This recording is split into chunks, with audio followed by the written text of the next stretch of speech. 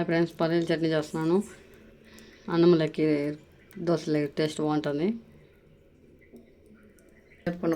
వేపుకున్న పల్లీలు ఎత్తి వేరే ప్లేట్లో మార్చుకునేద్దాం.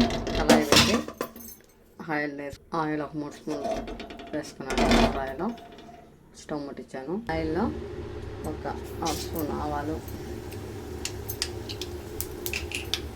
మరిగాయి కదా, ఇప్పుడు ధనియాలు జీలకర్ర వేసుకున్నాక టమాటాలు 10 నిమిషాలు మసాలా బాగా టమాటా పచ్చిపోతుంది బాగా పచ్చడి.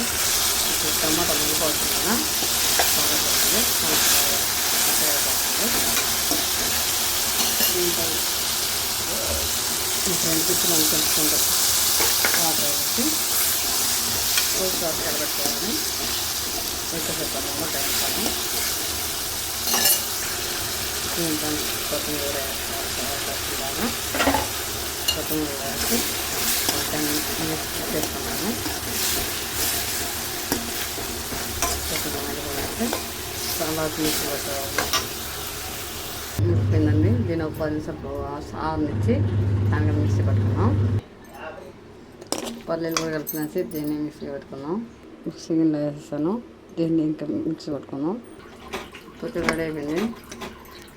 అన్నంలో కానీ దోశలు కానీ దేంట్లో కానీ బాగుంటుంది. మీరు కూడా ట్రై చేయండి. లైక్ చేయండి, ప్లీజ్ సబ్స్క్రైబ్ చేసుకోండి.